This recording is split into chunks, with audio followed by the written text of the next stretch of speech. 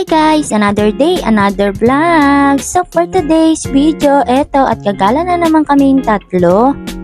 Naisip nga namin pumunta sa Venice Grand Canal, pero bago nga yan ay nandito nga kami sa may SM South Mall dahil nga dito nga kami sasakay.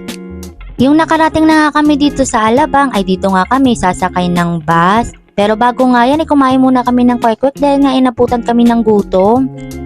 Naghanap nga muna kami dito ng bus na sasakyan nga namin dahil nga sa daming bus nga na nakaparking dito, hindi ko nga alam kung saan nga kami dito sasakay. Nagtanong nga muna yung mga kapatid ko kung saan bus nga kami sasakay at eto nga yung sinabi nga ng driver sa amin, dito daw kami sasakay pero bago nga yan ay bibili nga muna kami ng ticket. Mura lang naman yung pamasahe papuntang Grand Canal, bumili nga lang kami dito ng card dahil nga wala pa kaming card at papaloadan na lang din namin yun kapag gumala ulit kami. At abang naglalakad nga kami dito, nakakita nga kami ng buko juice kaya naman bumili nga muna kami dito. Siya nga pala ang aming financial, sa kanya nga pala namin pinapaawak ang aming kayamanan, char! Sa kanya na nga namin binigay ang aming kayamanan para naman hindi na kami mag-aambagan sa bawat pupuntahan namin.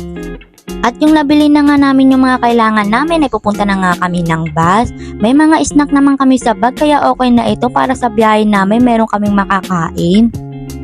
Binigay nga muna namin sa driver yung card para naman maswipe na. At yung pagkatapos nga maswipe dito ay okay na kaya naman papasok na kami sa loob. At yung pagpasok nga namin sa loob dito nakakaloka naman yung kulay ng bus na to dahil nga pulang-pula. Feeling ko tuloy nasa trailer na kami. Ang sakit talaga sa mata nito, B. Para talaga kami nasa trailer, pulang-pula. At yung nakababa na nga kami ng bus, sasakay ulit kami ng jeep. Syempre, kung may tagahawak ng pera, may tagatanong din, char. At yun nandito na nga kami sa may Venice Grand Canal, eto at maglalakad na nga kami. Ay grabe B, malawakan lakad pala to. Hindi kami na-inform na malawakan lakad pala yung gagawin namin dito. Buti na lang talaga hindi ako nag-sandals. Talo talaga dito yung kapatid ko dahil nag-high-lease siya. Kaya sabi ko sa kanya panindigan niya yung mag-high-lease pa siya dahil nga malawak ng lalakadin namin. Ang dami palang mga Koreano dito. Ang goal talaga namin dito ay makahanap kami ng Koreano, char!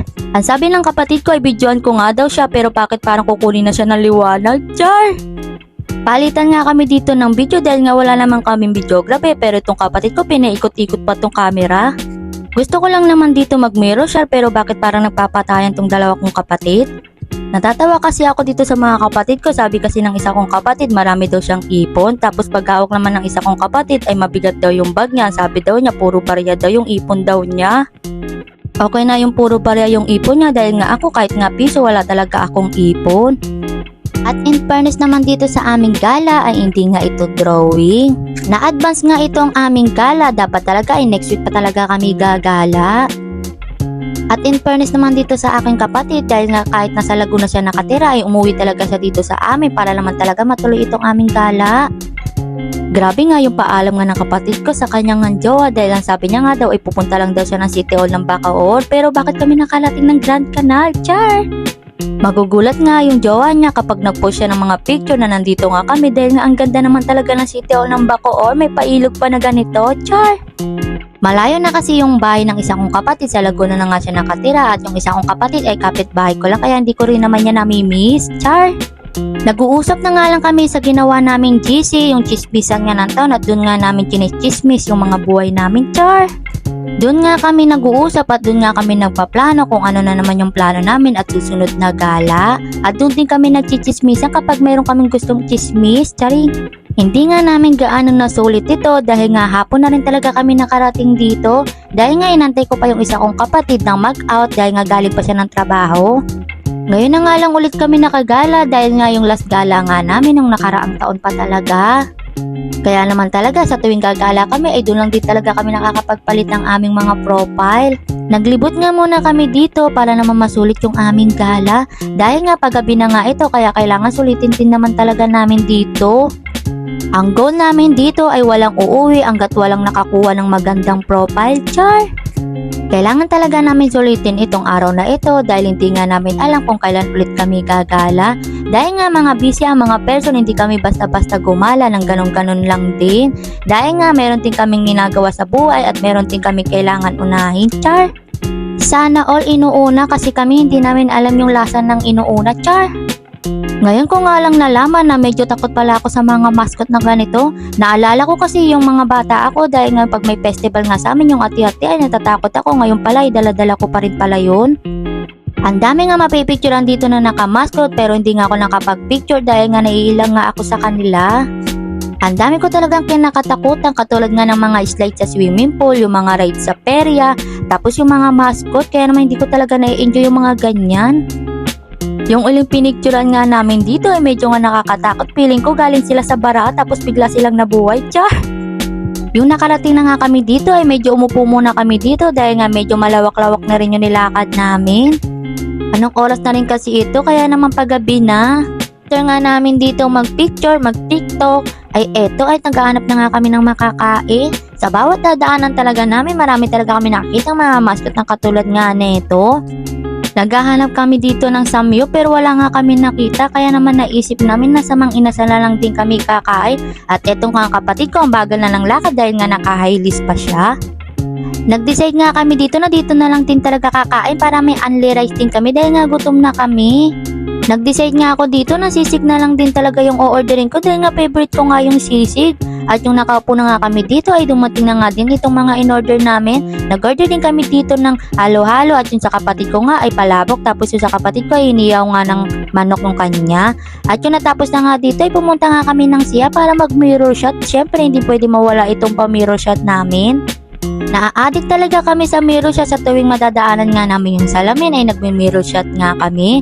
Doon nga sa pinagtatrabahoan ko ay may salamin kaya naman naa-addict na ako. Yung time nga na nag-post ako ng mirror shot sabi nga ng kapatid ko iuwi ko na daw yung salamin. Char! Maganda nga dito kapag gabi dahil nga maraming nga pailaw dito. Pero hindi na kami pwede magtagal dito dahil nga baka wala na rin kaming masakyan pa uwi. At dahil nga palakad-lakad na kami dito ay abang naglalakad nga kami, nakakita nga kami dito ng Starbucks. Kaya man naisip namin na pumasok muna dito sa Starbucks. Pero bago nga kami pumasok dyan, chinek muna namin yung wallet namin kung may mga pera pa kami. Ang goal nga namin dito talaga sa aming gala ay magmukha kaming sosyal. Pero dahil nga sa sandas nga ng kapatid ko, hindi na kami nagmukhang sosyal. At yung pagpasok nga namin dito ay pipili na nga kami ng order. Ito naman kapatid ko habang pumipili nga ako, ang sabi ko nga sa kanya ay coffee jelly na nga lang din yung akin. Tapos sinigaw ba naman niya dito sa loob, coffee jelly lang pala pipili mo, bakit ka pa pumili dito at pumasok pa tayo sa Starbucks, char? At yung nakapili na nga kami dito ng aming drinks ay pumunta na nga itong kapatid ko dito sa may counter para orderin itong aming order. Mukhang mayaman na nga sana kami sa dating namin dito kaya lang yung kapatid ko nabulol pa sa pagbigkas ng drinks kaya naman mission fill na kaagad kami neto. Ang hirap talaga magpiling mayaman lalo kung mahirap naman talaga tayo. Marami talaga kami gustong i-achieve lalo na yung mga bagay na hindi pa talaga namin nagagawa. Para naman bago kami tumanda ay naging masaya man lang yung buhay life namin nung kami ay bata pa. At isa nga rin itong pagbibideo ko para pag tumanda kami ay meron kami mapapanood ng mga video na ganito. Wala naman akong pake kung magkakapera ako sa pagbibideo ko. Ang gusto ko lang talaga ay meron akong babalikan kapag tumanda na ako at meron akong mapanood. Kaya naman nakasave talaga itong Facebook page ko pati yung mga iba kong mga social media account dahil gusto ko dito ko na lang din sila papanoodin. At yung nakuha na nga namin yung order namin ay sumaglit nga lang muna kami dito sa taas para mag picture at para tikman itong aming in-order. Ito nga pala yung aming in-order, yung sa kapatid ko chocolate, yung isa naman ay strawberry. At syempre itong akin ay coffee jelly. Masarap nga itong coffee jelly, medyo matapang nga lang nga yung kape. Pero okay lang yun dahil nga gusto ko talaga na kape, yung matapang, yung kaya kong ipaglaban. Char!